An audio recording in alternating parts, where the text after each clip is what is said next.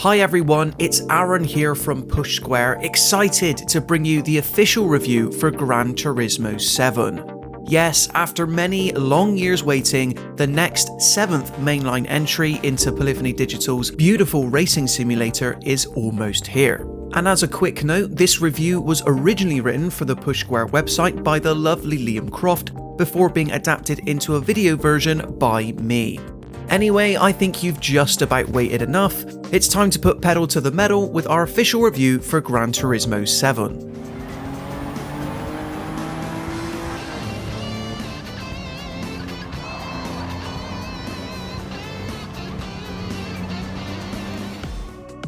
There are labours of love, and then there's Gran Turismo 7. From famed developer Polyphony Digital and series creator Kazunori Yamauchi, it's abundantly clear every single member of the studio has a passion for cars. In fact, we might even be selling them short. Gran Turismo 7 is a game born out of love. It's just as much about the engines under the hood as it is about the drivers behind the wheel and the minds that crafted the motors. If you didn't already have an appreciation for cars before Gran Turismo 7, you almost certainly will after.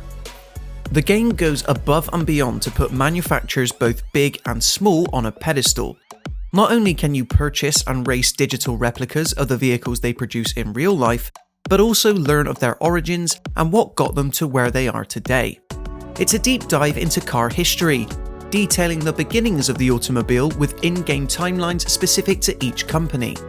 The whole experience feels like a celebration of culture and entrepreneurship that almost uses car racing as simply a front. Mind you, that front just so happens to be quite spectacular. The real driving simulator returns with its greatest asset at launch, a single-player campaign. Implemented months after the fact in Gran Turismo Sport, the 7th mainline entry feels like it's got the best of both worlds. Longtime fans can begin their quest for vehicular greatness with the Sunday Cup, while online racers can pick up where they left off with the multiplayer sport mode. No ifs, no buts, Polyphony Digital has delivered on both sides of the track. It's the single-player campaign though that will have the most hardcore supporters itching for a PlayStation 5 copy. Once again, you can work your way up from competing against the Toyota Yaris and Honda Civic to racing the checkered flag in a Bugatti Veyron. The Car PG, as it's dubbed, successfully replicates the rags to riches story the series has told 6 times before. New to this installment is the GT Cafe, which acts as a sort of home base for progression. Instead of buttoning through lists of tournaments you can enter, Gran Turismo 7 instead revolves around menus. Not in the literal sense, but rather a small collection of objectives to complete in exchange for new sets of wheels. This is how you'll source the vast majority of your car collection in the early game, gaining access to a variety of vehicles you can take for a spin in other events. It creates a natural sense of progression that lets you get to grips with the driving and handling mechanics of the game before moving on to faster cars and other types of track. However, to its credit, the feature is yet another reminder of how the title is about more than racing to just the finish line. Each menu has a certain theme, and after accomplishing all of the listed tasks, GT Cafe owner Luca will provide backstory on the cars you've just added to your garage and what makes them relevant. Unfortunately, none of it is voiced, but it further reinforces how Polyphony Digital has developed a game that's about more than just battling for first place. If that is what you want to focus on though, then Gran Turismo 7 will still serve you very, very well. The campaign can be fine-tuned to your needs, with adjustable difficulty levels to get the right amount of simulation for your skill level. Racing lines and auto-braking options can be enabled for rookies, while veterans can turn off all assists to reproduce the real thing. No matter where you're at with driving, both in-game and in real life, the game has a setting for you. Everyone should be able to experience the corkscrew of Raceway Laguna Seca after all.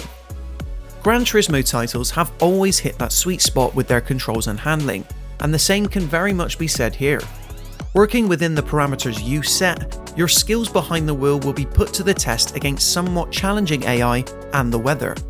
It sticks to the tried and tested, then, an incredibly satisfied game in the driving seat. It's the PlayStation 5 DualSense controller that takes the experience above and beyond. Polyphony Digital's use of haptic feedback is absolutely outstanding, rivaling Astro's Playroom as the best use of the feature so far. It genuinely feels like the driving wheel is right there in your hands, as bumps in the road and puddles are reproduced in the innards of the controller. The vibrations quickly move from the front to the back of the pad, making it seem like you're really there on the track. Moving at such high speeds, the game isn't afraid to make these rumblings even feel a little rough if you just so happen to catch them at a bad angle. It's an incredible feeling in your hands that proves what haptic feedback can do to elevate games during the PS5 generation. The adaptive triggers, meanwhile, are a lot less pronounced. They're designed to mimic braking, applying resistance as your car comes to a standstill. However, that resistance disappears should the brakes lock up. This is accurate to real life, but it's a feature only the enthusiasts are likely to appreciate. From the perspective of a racing newcomer, it'll hardly feel like there's any adaptive trigger support at all. There's no doubting the support of the PlayStation 5 SSD, however. Lightning-fast load times make retries of licensed tests a doddle, getting you in and out of attempts quicker than the 3-second countdown to start the challenge itself. The same can be said of starting races and navigating menus. Load screens are a thing of the past in Gran Turismo 7. Strangely enough then, the main menu from which you access all the features that encompass the single-player campaign is surprisingly slow. Clicking on any of the icons brings the game to a crawl, almost as if it's caught up on something. We thought this could have something to do with the required online connection, but upon testing things offline, the main menu still appears to freeze for a second after both leaving and returning to it. Perhaps a post-launch patch will tend to such matters.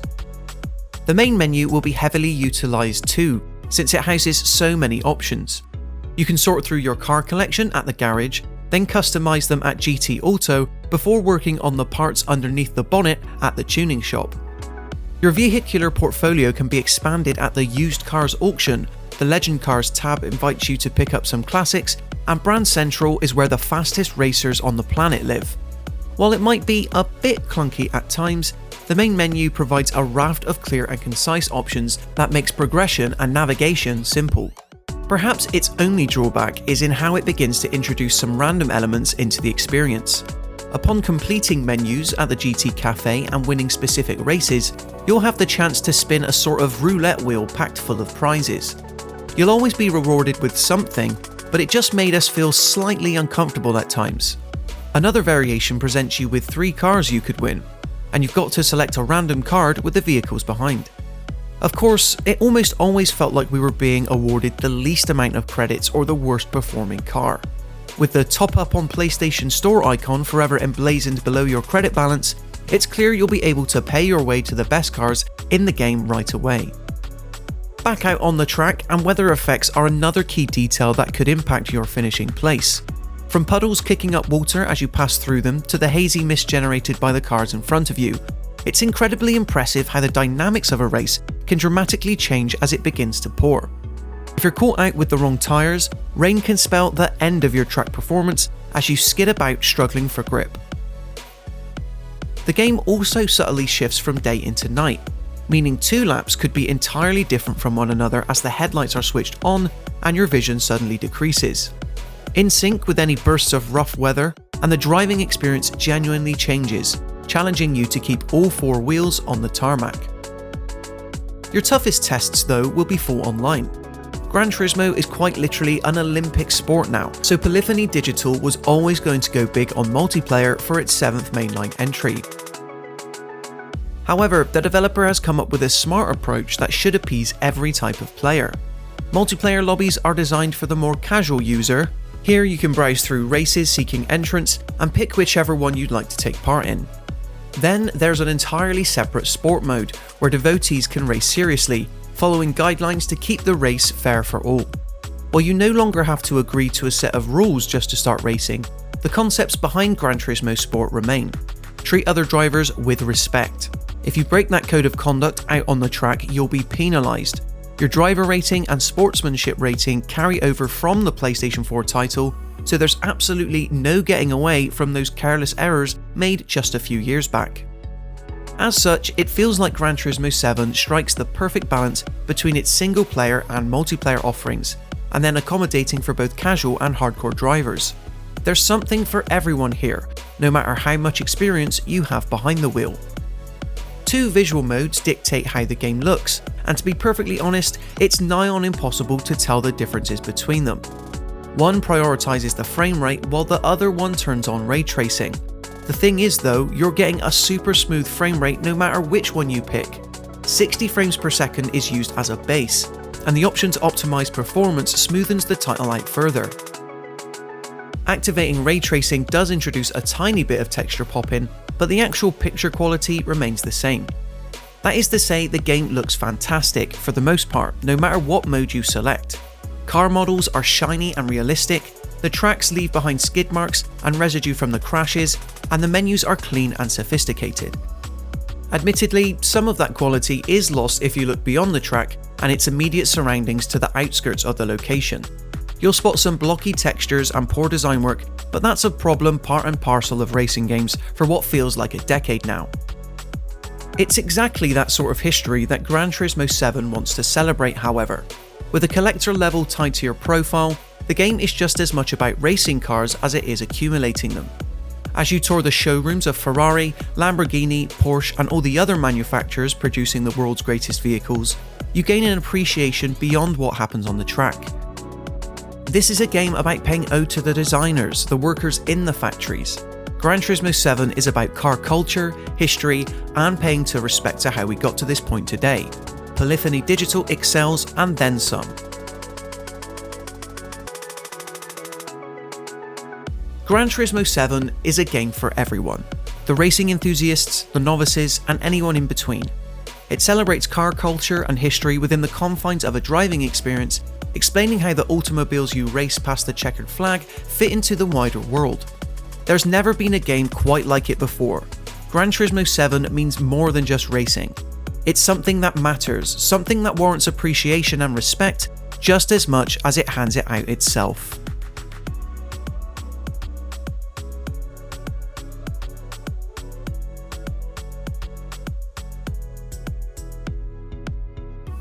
So there you have it guys, in terms of our official review for Gran Turismo 7. What do you think of our thoughts, and do you plan on picking this game up on PlayStation 4 or PlayStation 5? Because I'll be honest, it sounds like those PlayStation 5 graphical features are pretty tasty. Be sure to let me know in the comments section below. And then, once you've done that, if you enjoyed this video, be sure to leave it a like, and consider subscribing to the Push Square YouTube channel to stay up to date with everything else PlayStation related. Until next time, as ever, thank you so much for watching, and I'll see you out on the track.